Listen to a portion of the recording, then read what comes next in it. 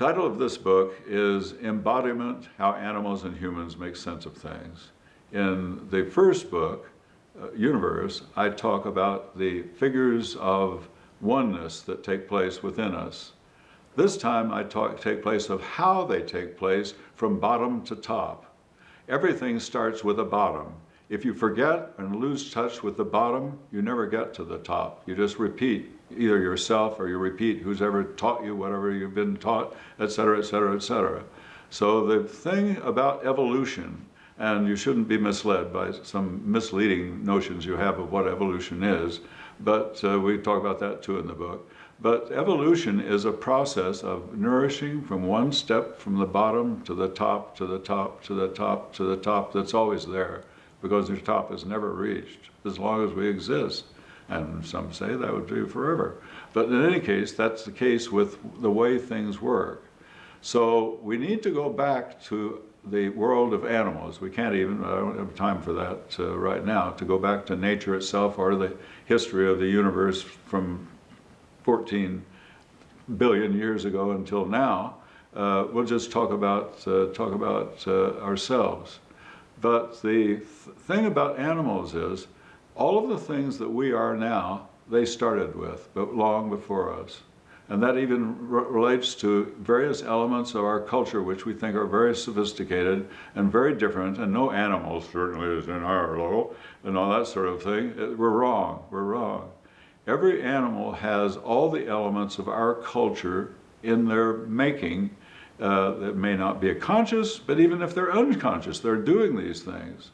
And those 5 elements, when we finally get to part 3 and 4 in the book, are the elements of art, the elements of ethics, of science, of politics, and of religion. Animals have all those things. And sometimes the fact that we have forgotten what those things are leads to the mistakes we make when we're cultivating our own version of these things. Animals make mistakes just like we do, and so they have to correct them as they go along. So do we. But if we have that nourishment coming from where they are, then it helps.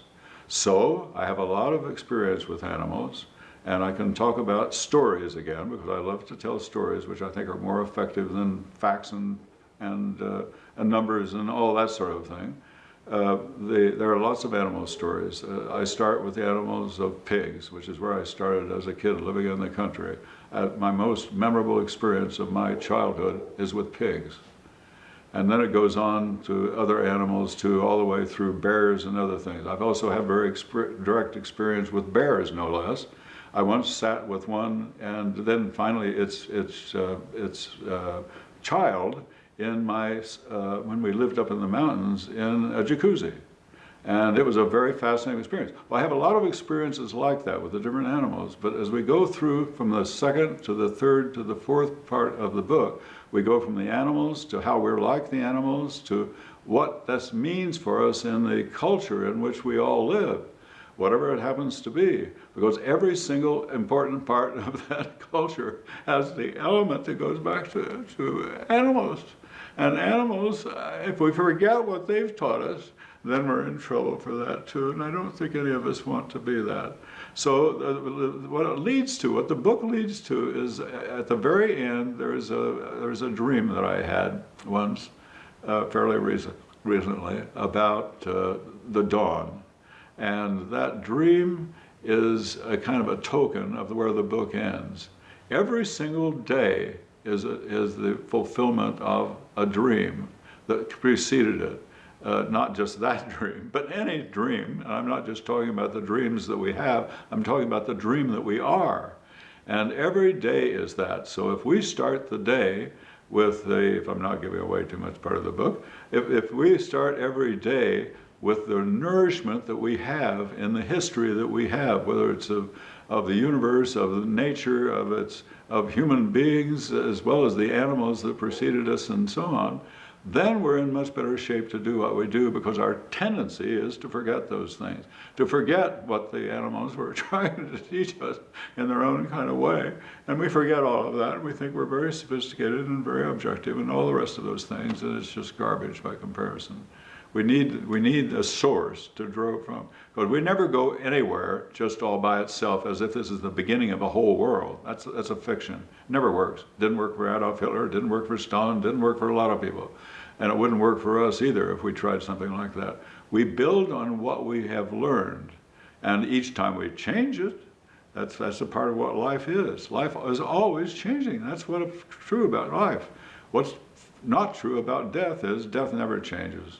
It always stays the same, and that's the end of it. You don't want to be that, I don't think. So read my book. My book is a good little book, and it talks about some very esoteric kind of things, but I always try to do that as the college professor and the therapist. I was half of each in my life before I retired, is the kind of thing that is basic to our lives no matter what we are.